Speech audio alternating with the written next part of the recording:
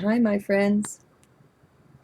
Well, I'm getting closer to being the old talking head again, and my web camera is still kind of flaking out on me a bit. I hope that you'll pardon it. Um, this journal is from Sunday 11/20. It was the first of that day. The Mayan day was 10 night. Like I say, sorry for the flashing. This is called Toxic Feelings, Coming to Grips, Taking Our Stance. Oh, come on, little webcam. Now, I don't look forward to getting into this journal. What with this energy I am dealing with and have been, it's not pleasant. Still, it's been days now, and having done all I can do of my processing off camera, there comes a time when it's just time to journal. There's a real depth and level of blessing that's available this way that I don't find other ways to access, and I could really use that now. What's the problem? Well, no problems, of course. There are no such things as problems. Watch your lexicon. The whole concept is a false creation, start to finish, and I kid you not. The concept is a way to manipulate the mind in a negative way.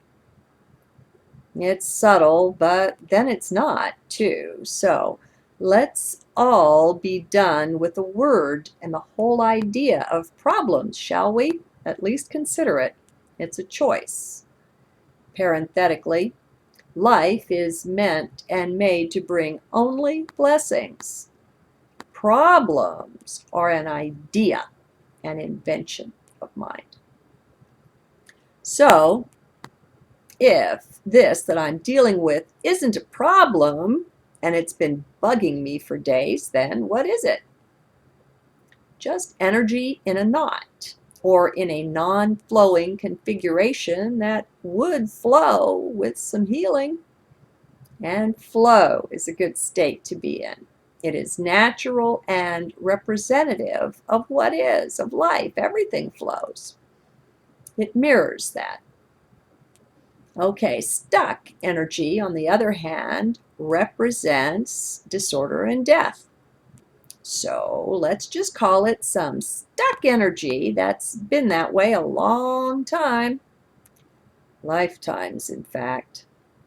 Furthermore, when you find yourself dealing with something that seems huge and intractable, really stuck, that can be a really good sign. Sign of what? Sign of progress, of course, a sign that you're moving on from the stuck state. It can be a harbinger of the freedom that's just around the bend for you, for me, a higher vibrating state. So, do you see how different this way of, and I just lost my place, looking at something you once branded a problem can be? Do you see or feel the positive spin of it? Hidden within it, this is not a conscious thing, is the knowing that freedom lies just ahead. Now, this is not a conscious expectation of any kind. I don't recommend expectations, for that's mind energy, which vibrates lower than this. So, moving on. So, what is it that I'm dealing with? What mountain am I climbing? What challenge do I face? Well, it's the dark side of the whole ET thing, my friends. Not the dark side out there in the media or movies or some such, but rather the darkness I find inside, here, that's been with me a very long time, but not dealt with. It's culminating somehow. Now I'm going to go back. Let's see, this is 11:20. I don't remember the date anymore of that big ET journal I did, but I'm guessing this predates it. Okay, now, in remembering the mirror that we are for one another, and that nothing is truly personal, I'm sure this inner state is reflected in some of you. We all have many as yet untapped memories of all sorts of experiences. Heck, even to remember the last lifetime would be nice, wouldn't it? And we have just about an infinity more than that there to claim. Now, quite naturally, some of it is wonderful and enjoyable, and some definitely not. We all have hidden pain, in other words. And source or spirit won't force us to deal with things faster than higher self considers best. So, if something is coming up in your awareness or mine, that's a pretty good indicator that it's time to deal with, or at least sit quietly with that thing. That's what I've been doing. Of course, with me, there is one particular thing, which is my request. Okay, I might need to get the mouse out again.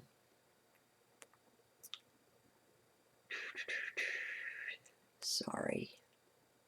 Lost my place again.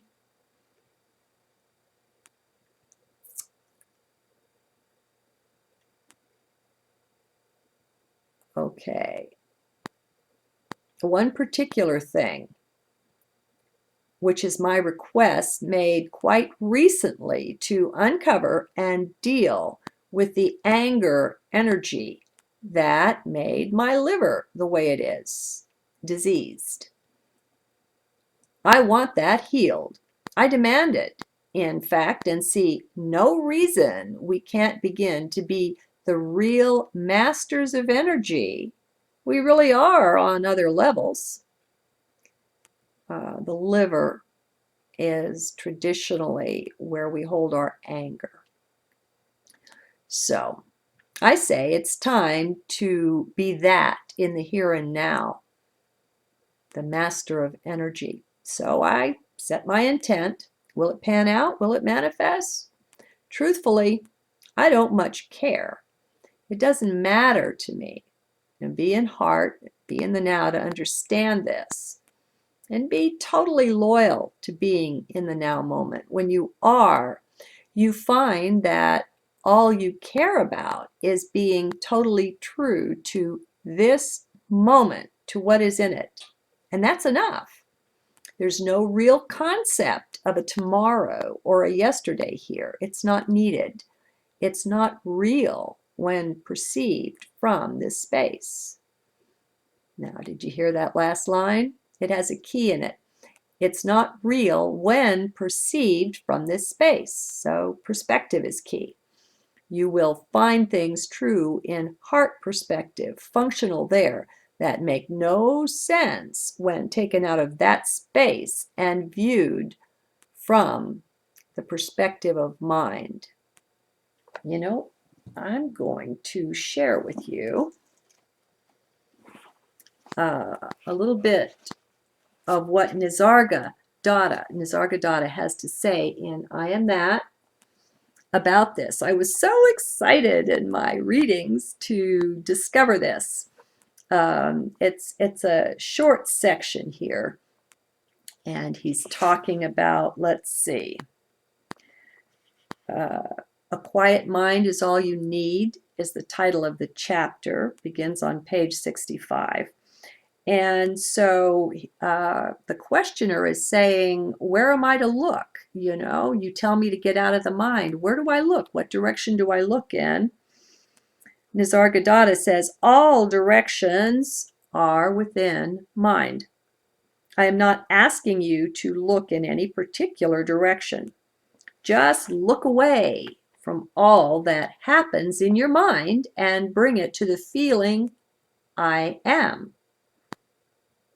The I am is not a direction. It is the negation of all direction. Ultimately, even the I am will have to go, for you need not keep on asserting what is obvious. Bringing the mind to the feeling I am merely helps in turning the mind away from everything else. The questioner says, where does it all lead me? And this is nice. When the mind is kept away from its preoccupations, it becomes quiet. If you do not disturb this quiet and stay in it, you find that it is permeated with a light and a love you have never known. And yet you recognize it at once as your own nature. Once you have passed through this experience, you will never be the same man again. The unruly mind may break its peace and obliterate its vision, but it's bound to return, provided the effort is sustained, until the day when all bonds are broken, delusions and attachments end, and life becomes supremely concentrated in the present. The questioner, what difference does it make? Nisargadatta, the mind is no more. There is only love in action. And the questioner, how shall I recognize this state when I reach it? And the answer, there will be no fear. And so it goes on. But I thought that was beautiful, this place that's like nothing else and permeated with a light and a love that you have never known. Okay, so heart things just don't work for the mind oftentimes. Once your mind gets used to this conundrum and sees the good things that often come from following heart, it will give you some peace. So hang in. We will find our ultimate growth, the very best, the highest, the most intense, or not, according to the guidance of higher self, we'll find it here, ensconced firmly in the here now. And I say parenthetically, not here and now, because the and makes no sense. In the here and now moment found within. Go there, stay there, and just be. There's no need to do anything. From this space, place, or perspective, you watch it done. You are not the doer somehow. Keep mind out. There's no need to explain.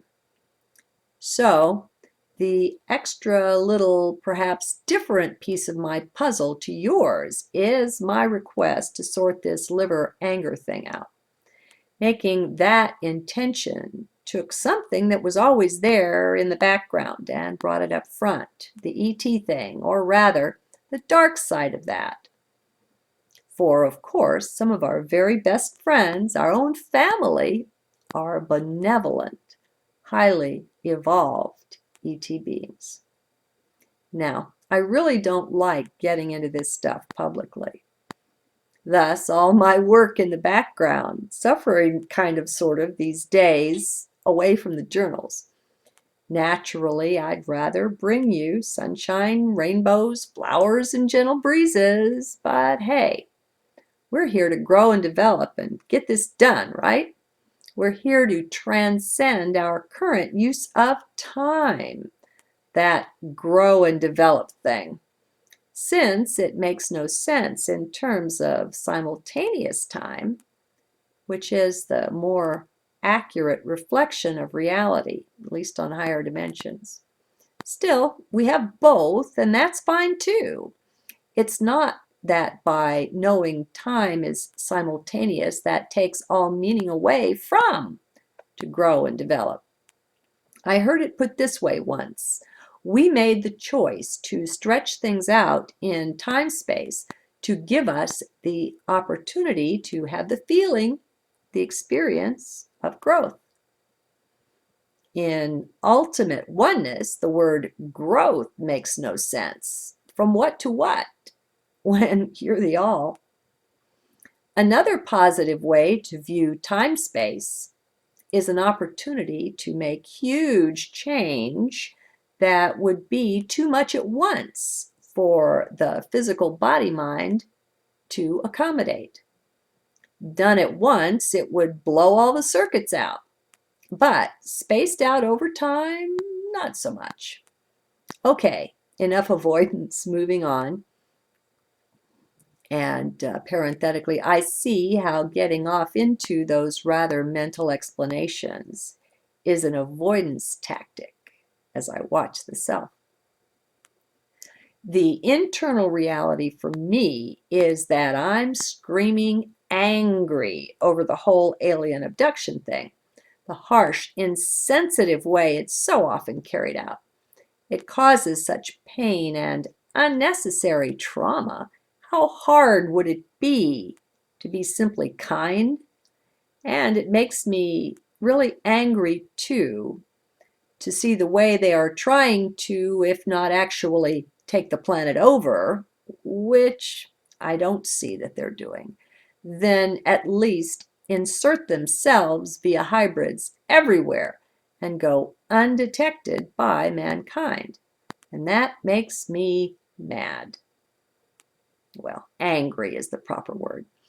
It's the old lab rat feeling of having things done not only without permission, but totally against your will and without so much as a by your leave. It's really cold.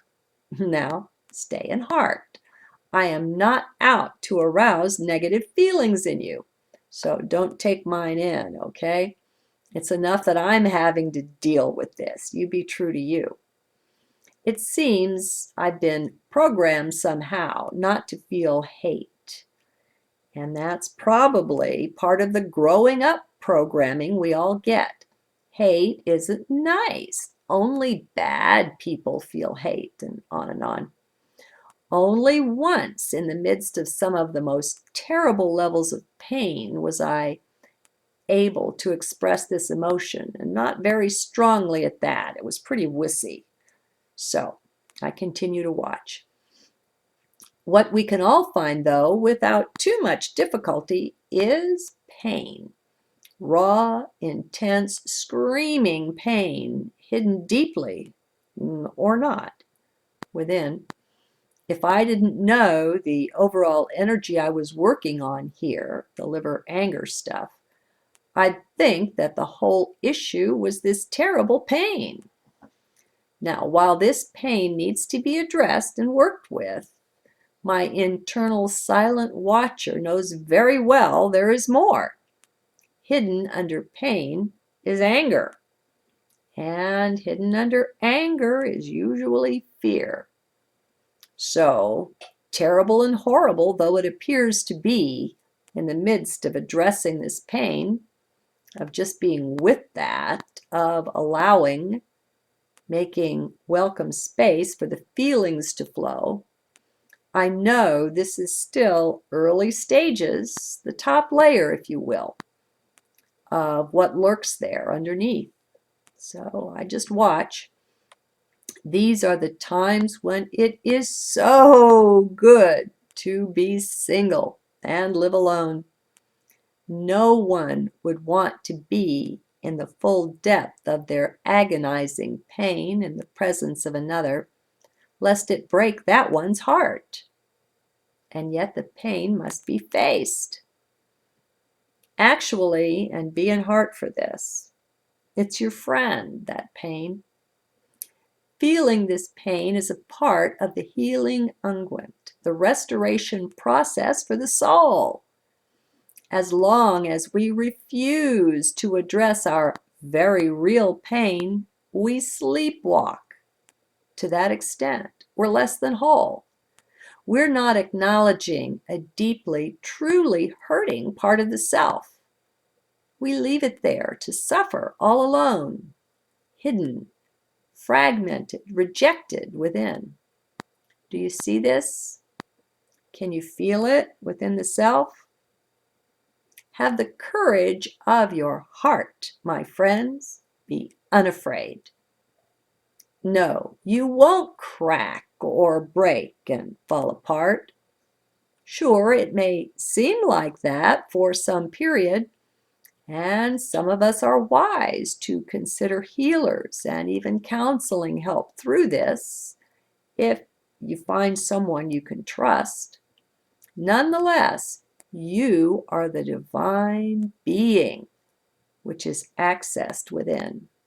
You're not the body-mind. Rather, you use the body-mind to have this experience of growth. So maybe that's enough. Well, maybe no, there's more. Okay. So I'll just talk to you from out of the pain, be in heart. When in the midst of it, I'm not looking for healing, for release. That would be to be untrue to this moment. Instead, I'm just letting that aspect of self speak and feel. I'm making space for that. In a sense, welcoming the flow of this terrible, gut-wrenching pain. I give it full vent, crying, screaming at will. The sounds are horrible sometimes, but I just watch. That's what it means to me to be true to the moment in the midst of pain. You just become that in a sense. You give it voice. You may be able to work through it quickly or not. It depends partly perhaps on how much suppression, how much repression you've used to lock it down. Well, you thought you were locking it down at least. If you've been unwilling to face it, to give it voice for such a long time, then that just makes it more intense.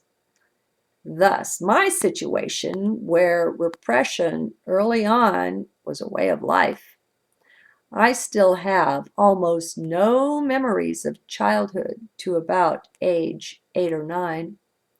Knowing the memories are there and going after them in various active ways over time has not brought them forth.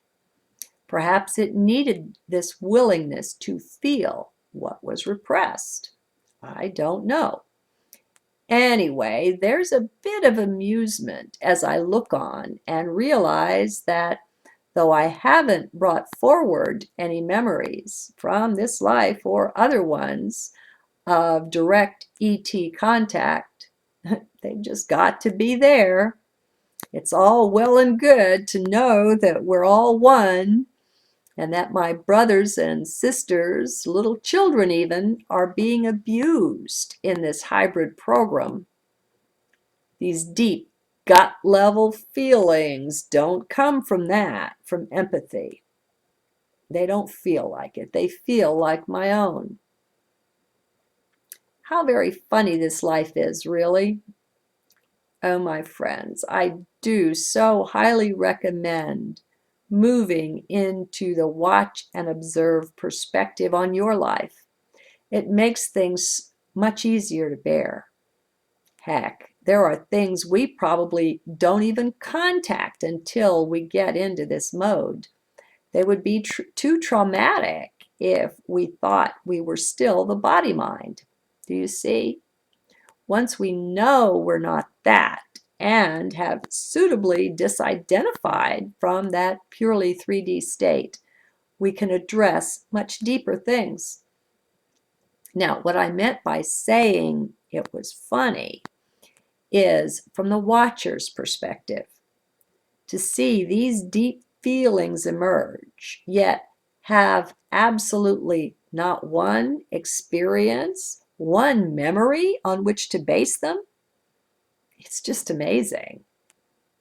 It's so good to have mine largely out of the way, or it would be coming in, trying to weave all sorts of scenes or possibly scenarios into it just to have the feelings make some sense. Life without mind in charge, it's such a relief. And on so many levels, mind tends to complicate things that are really so simple if just left alone. Let there be the cognitive dissonance. Let things not make sense, mind sense. That's okay. Actually, that's progress. Mind sense just isn't the highest sense that there is. Heart sense is so much better. Well, then there's gut sense, which also has its own wisdom that I would rate over mind sense. The song of hope, the song of power that I sing here is this: stand in your power in your inner heart kingdom. Find yourself there, capital S, and lock arms with your own inner divinity and refuse to budge from that stance.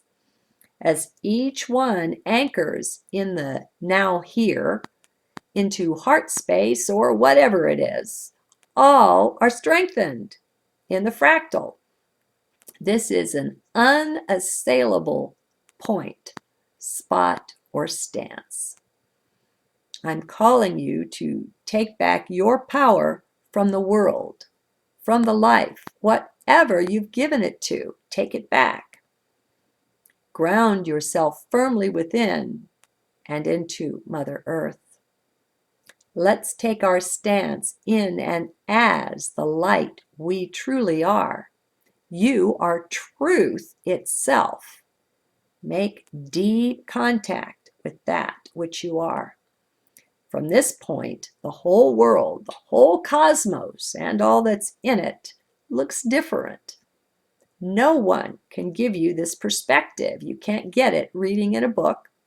You have to take it up for yourself, see it through your own eyes. This is tremendous empowerment. When you know your eternality, you cannot be harmed. It's not a possibility. Bodies come and go on the screen of time-space, but that's not who nor what you are. And from this stance, you simply know that. The beauty in this, or some of it, is that it can never be taken away from you, or, like a stray memory, be lost. There is a kind of knowing that, when it comes to you, is much more powerful than any kind of knowing that exists in 3D. You will know that thing to be so, to be real, and you would sooner doubt your own name than to doubt it. It's much more real than name or body or anything at all. To say that this knowing transcends mind is to minimize it. There is nothing in 3D to compare it with, and that's the issue. So we're often wordless about these things, but we do experience them. Most often, they make little or no sense to the mind. We often use mind to suppress or deny them. Well, we try to do that.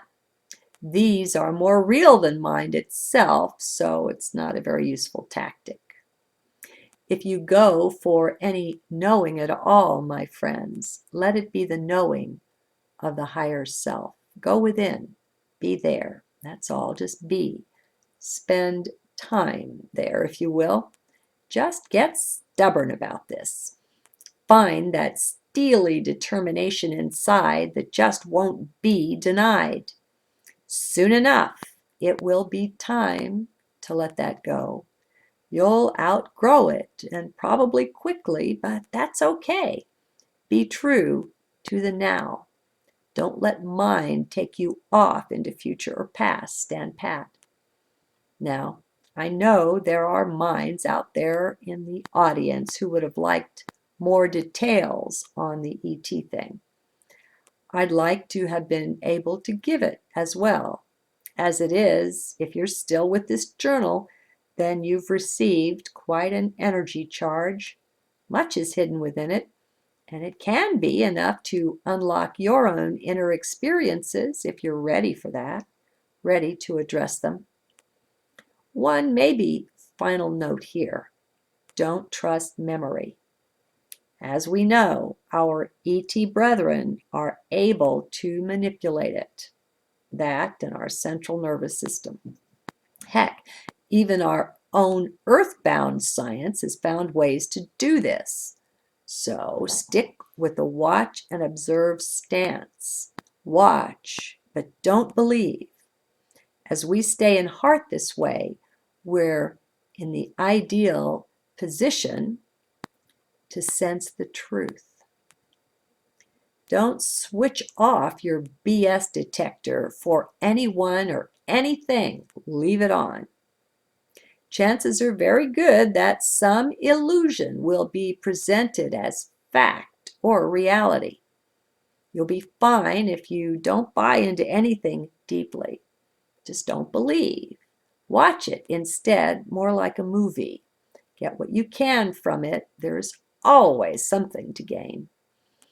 Now, I don't care if you've fallen into the camp of your worst enemy and you're imprisoned by them. There is still gain for you there. There is no setup or situation where you cannot gain and benefit. Sure, you may have to take it in a wider swath of time-space in order to fully perceive the gain. It may not be visible in the one moment. For this, just remember the trust state of time-space, which is that it's all here, all now. Oh, that's not supposed to be trust, it's supposed to be true. Just remember the true state of time-space, which is that it's all here, all now, period. Time-space is all one. It's the oneness of the whole creation, the whole cosmos. I'm not saying it's the all, since there's more. I'm just saying all time is now. Thus, to take one moment out of the whole cloth is to have myopic vision, which is not so useful when it comes to understanding. Yes, we seem to experience our moments like beads on a necklace in linear fashion. Well, okay, that's how it seems. Now, can you transcend mind here and just let that be the seeming that it is? Back off and realize that this seeming is just one small myopic portion of the grandeur of the whole. There is so much more. You are so much more than just the one holding this narrow perspective. That's the body-mind's way of viewing. Let it be and let it go to expand. It's locking into heart, into the true identity, into the here now. That is our secret weapon, if you will. Now, of course, it's not a weapon. We desire to do no harm at all, yet it helps us in the seeming battle against unreality. We do so want to know what is true, what is real. Well, by taking up our heart stance, we're in the finest position possible, that I know of anyway, to come into that very knowing. It's there for us. We just make the shift into that. So what if it seems to come by steps and stages? That's okay, really it is. All of this being nothing and nobody that we sometimes hear or even get into. The Advaita thing, that's not the whole story. that can be just another perspective that it's possible to take. I don't find in it completeness, generally. Not all who claim that posture are really there anyway. Some spiritual egos are quite content that they've arrived, that they're enlightened. Watch and observe, be cautious, run it through the BS detector, and then read the printout. You may be surprised. Let's give our allegiance to no one and nothing outside our own inner divinity, outside of prime creator or source. And those are one, us and that. Yet, it's just fine to see both the two-ness and the oneness as well. They coexist. This realm of 3D duality, it's not a mistake. There is so much to gain here in this duality that it's awesome. It takes the breath away. Let's not be too quick to reject things just because we see the duality acting there. Let's just watch instead. There's always something for us there, which we could easily reject. Baby in bathwater, down the drain. Now, I'll close with something lighter. I recently came across where that saying, don't throw the baby out with the bathwater, where it came from. Back in the days when the family took but a weekly bath, there was an order, a structure, a hierarchy to bathing. All used the same water, and the father went first. Now, I've forgotten, maybe the male children followed dad, I don't know, but next came the mother, and then the children in order of age. Now that makes the infant the very last one in the very dirty water. One could imagine that by then the water was opaque. So came the saying, along with the ability to lose the baby or not be able to see him when submerged. Blessings, my friends. Some moments are light and joyous, and others simply aren't. Remember, balance is the ultimate stability here.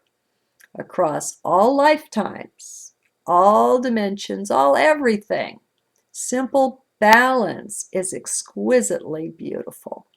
It takes into account all that is, which most other ways of viewing things don't allow or acknowledge, preferring not to deal with the dirty stuff. Let's be real, even when it hurts.